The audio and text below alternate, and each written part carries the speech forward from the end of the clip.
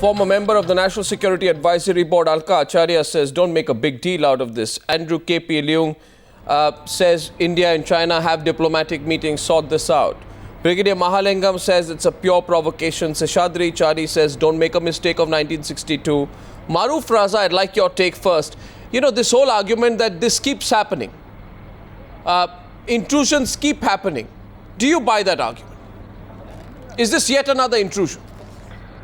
Well, no, Arnab, this is certainly not yet another intrusion. Intrusions have taken place and by Chinese patrols, and sometimes even our patrols go, as far as our claim line, but Chinese patrols intrude and go back. Please understand that this is a very structured, designed military operation. In military terms, these are called probing operations, and you check what the ability of the adversary is to respond.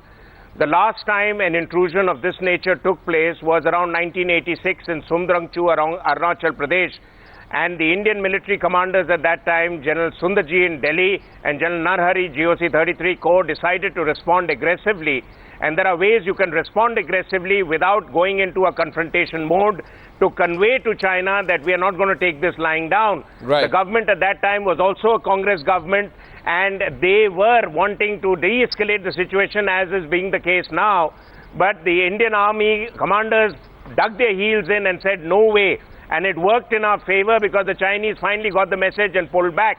I can't see one platoon, and a platoon is only 30 to 35 people, why it is holding our whole Indian Army's Northern Command to ransom. You can have at least 4 times the number of troops by just putting a company plus out there, surrounding them because they are deep inside Indian territory, and cut them off. Well beyond what is their claim line and not our claim. Will that, Maruf, just one. Yes, and there will be some like Alka Acharya, I presume, who will say, there will be some like Alka Acharya who will say, Maruf, that don't take this to a flashpoint. Take it easy with the Chinese. No, Arnab, see, the point I'm trying to make, the point I'm trying to make is, this is how the Chinese government tests the response of the government in Delhi. There is a new administration in Beijing, and they're wanting to start a new relationship with India, but also check to what extent they can push their luck with India on the LAC. Now, so the Indians, now some people say this is just a tactical activity. If it's tactical, then deal with it on the tactical front, but still talk to them diplomatically and say that, listen, we are ready to club your troops down, surround them, and give them a punishment if they have done something without Beijing's orders. Yes, if they've done something with Beijing's orders, then Delhi should take it up. Delhi should take it up and tell Beijing that enough is enough. You have to put this on the agenda of the visiting Chinese Prime Minister's visit to India and say that it's about time, 50 years down the line after 1962, that we accept each other's lines and we move further beyond these aimless border talks, 15 or 16 of which have taken place, and the Chinese are not even accepting Indian maps. Yes, and Chinese are not even accepting Indian maps. And what are we talking to them about? Let's get the other side. Alka Acharya, the Chinese argument is rubbish. The Indian side has calculated that the patrol is 10 kilometers inside India's claim line. Even going by the Chinese perception of what it claims to be the border, the platoon is camped 2 to 3 kilometers inside our territory, as per reports. So this is not accidental, this is deliberate and well planned.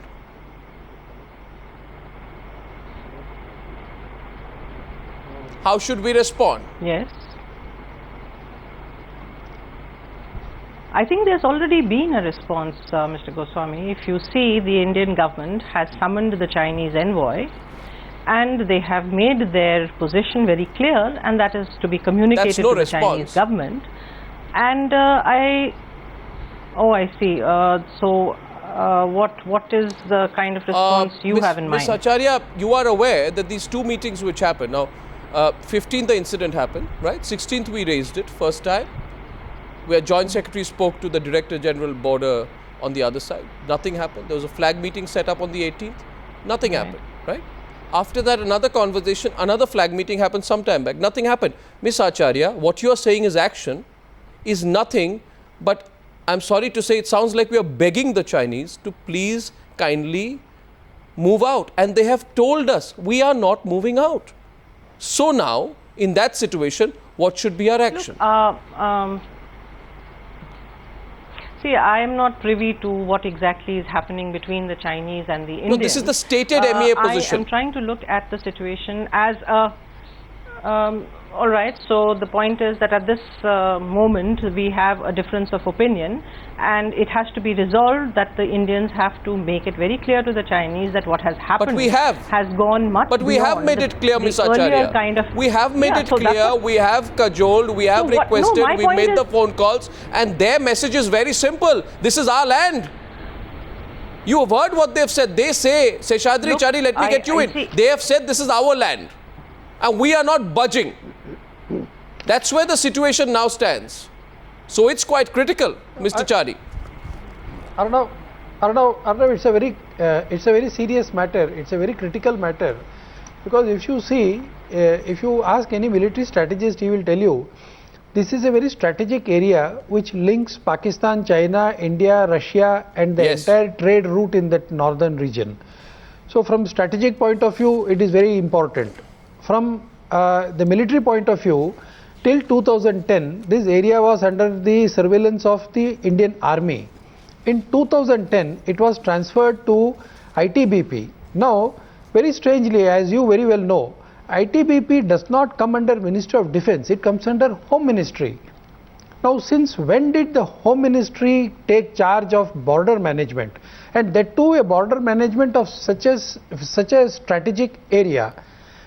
And the most important point here is, now the Chinese incursion happened on the 14th night, and we came to know on the 15th morning. Yes. That means obviously we did not have night vision equipment. No, we didn't. The ITBP had any equipment? They moved in. Who was the person in charge at that time? Was he, see, if had it been with the army would have placed a major general or a major rank officer there.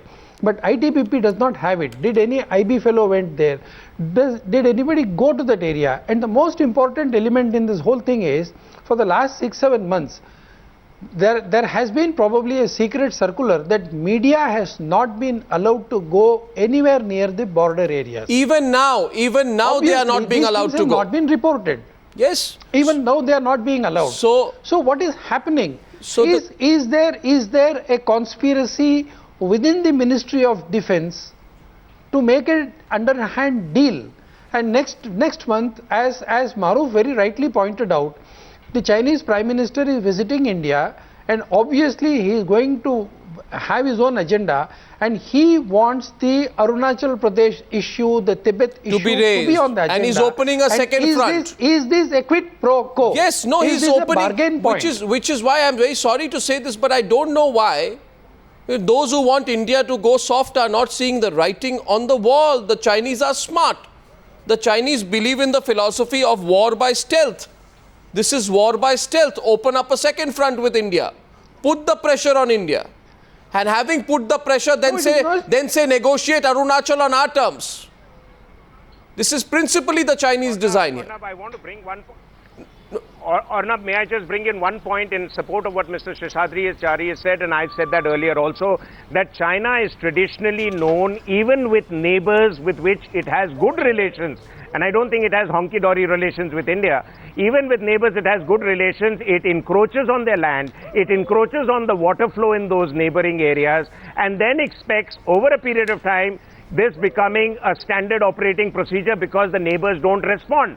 So the pointed issue is that unless we become a little more aggressive with our diplomacy, and I'm sorry to say right now our diplomatic corps and our foreign policy is not just up to mark to put India in the strategic space as a potential power in the region. Absolutely. Because we don't seem to have aggressiveness as a point of diplomatic dialogue. We are just going to go by the normal procedures. That we meet their spokesperson, we give out statements, big deal, that means nothing. You have to, if you are a country that has some respect and you have a strategic weight, then you have to let people know that your borders are not to be transgressed, period. No, I think we've taken this whole business of being a soft power too seriously. The point here is this, Brahma Chelani wrote in the Mint, and I'd like to quote this, it's not Andrew K.P. Leung is the independent China specialist from our studios in Hong Kong. Mr. Leung, a lot of Indian analysts have tried to understand how does China work. And I think Brahma Chelani puts it brilliantly when he writes in an Indian newspaper. He says, since the Mao era, China has adhered to the ancient theorist Sun Tzu's advice, which is that the ability to subdue the enemy without any battle is the ultimate reflection of its most supreme strategy. And as you would know, Sun Tzu also said, all warfare is based on deception. What is happening, Andrew K.P. Leung, is deception, which China is doing right now. My question to you is this. The agreement between the government of the Republic of India and the government of the People's Republic of China on confidence building says very clearly, Article 2, no activities of either side shall overstep the line of actual control. Article 5 talks about preventing air intrusions along the line of actual control. Why have these intrusions then happened? Well, first of all, China doesn't operate only by the book. Everybody puts a lot of emphasis on the Sun Tzu's art of war, but I think that the whole country's foreign policy is not dictated by that book. That's point number one. Point number two, as for the line of control, that's precisely the bone of contention. What is the line of control according to both countries? There is a dispute. And so I think the third point is that what is perceived to be an incursion is not the first time and is not going to be the last until both countries come to negotiate a permanent settlement. No, and I think that the forthcoming visit of the Chinese leader is a very good opportunity. And then the settlement is not going to be limited. Is not going to be useful to be limited only in that particular area of Jammu and Kashmir, but other border disputes with China as well. Are you saying, so Mr. you come Leung, up with a grand settlement? Are you saying, Mr. Leung? No, Mr. Leung. You're talking about a grand settlement, but are you saying then, Mr. Leung, that this entire confidence building measures which were signed between your government and our government should now be burnt? They should be thrown into the dustbin? Because I quote from that agreement. Does China have no respect for that agreement? In that agreement it says, 1 minute, it says pending an ultimate solution. Now let me read more of the agreement, Mr. Leung. Pending an ultimate solution to the boundary question, the two sides reaffirm their commitment to strictly respect and observe the line of actual control in the India-China border areas. Maruf, am I wrong? This is pending a resolution. Maruf, this point was made pending a resolution. I mean, you're spot on, but the point... Yeah, but the point is also that you must add a footnote to that, and that is that, you know, we have not moved forward beyond this because the Chinese haven't even accepted all the maps that the Indians have submitted to the Chinese as our claim line. Now, the point is that if Mr. Leung is suggesting that both sides must come to an agreement when in 200 years down the line, and that is how the Chinese philosophers and governments have recommended, that keep talking till the cows come home. When will they? Mr. Leung, respond. Not in our lifetimes. We've got to move. Let Mr. Leung respond to you, Maruf. Forward, and we have not moved forward because the Chinese are not willing, and no, there's a larger issue for the Chinese which is troubling them. They want India to acknowledge Chinese suzerainty over Tibet, and India is unwilling to do that, and therefore Chinese will keep needling us. Remember, the Chinese were able to settle their borders with Russia very quickly when they realized they couldn't arm twist Russia beyond a point. And we've been dragging on for more than 50 years, and both sides haven't even dotted lines on the map.